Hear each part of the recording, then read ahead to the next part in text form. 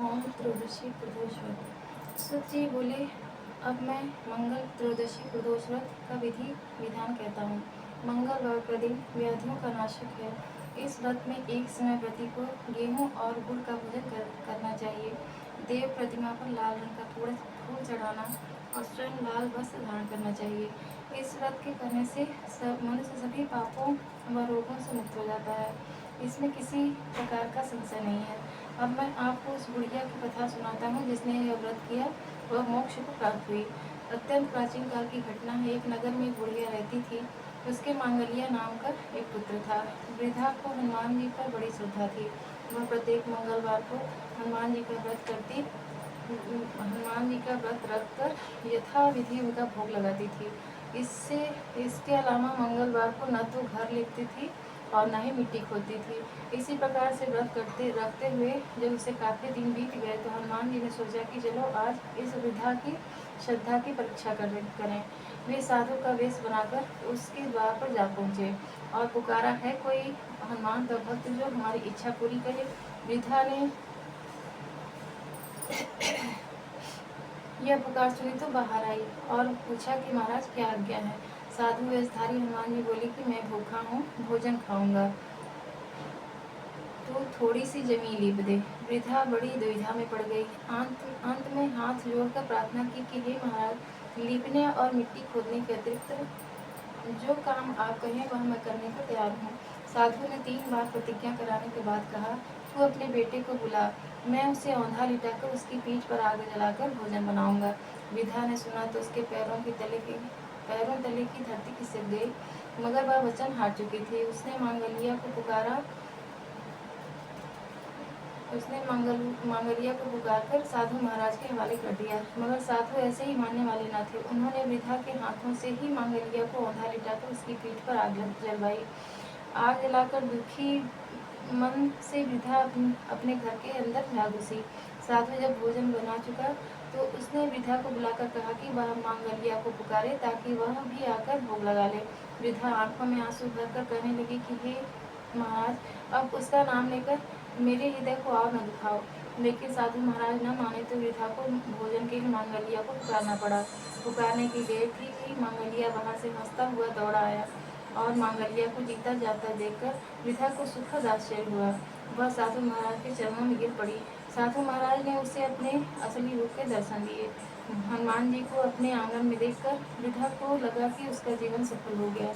सूत जी बोले कि हे ऋषिगणों, अब मैं आपको बुद्ध त्रयोदशी प्रदोष की कथा सुनाता हूँ, ध्यानपूर्वक सुनिए।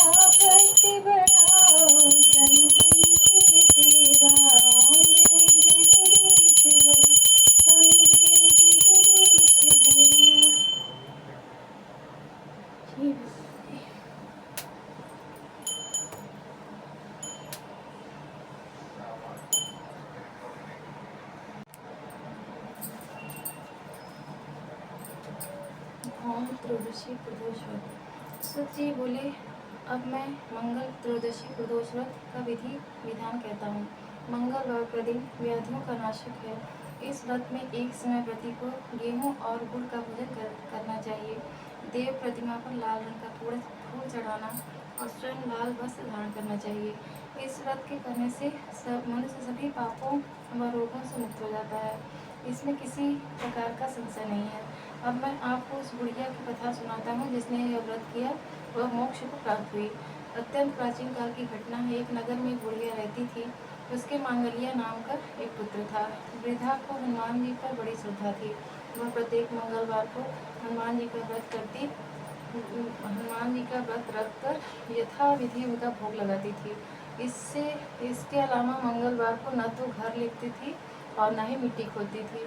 इसी प्रकार से व्रत रखते हुए जब उसे काफ़ी दिन बीत गए तो हनुमान जी ने सोचा कि चलो आज इस वृद्धा की श्रद्धा की परीक्षा करें। वे साधु का वेश बनाकर उसके द्वार पर जा पहुँचे और पुकारा, है कोई हनुमान का भक्त जो हमारी इच्छा पूरी करे। वृद्धा ने यह पुकार सुनी तो बाहर आई और पूछा कि महाराज क्या आज्ञा है। साधु वेशधारी हनुमान जी बोली कि मैं भूखा हूँ, भोजन खाऊंगा तो थोड़ी सी जमीन लीप दे। वृद्धा बड़ी दुविधा में पड़ गई। अंत में हाथ जोड़कर प्रार्थना की कि हे महाराज, लीपने और मिट्टी खोदने के अतिरिक्त जो काम आप कहें वह मैं करने को तैयार हूँ। साधु ने 3 बार प्रतिज्ञा कराने के बाद कहा, तू अपने बेटे को बुला, मैं उसे औंधा लिटाकर उसकी पीठ पर आग जलाकर भोजन बनाऊंगा। वृद्धा ने सुना तो उसके पैरों तले की धरती खिसक गई, मगर वह वचन हार चुकी थी। उसने मांगलिया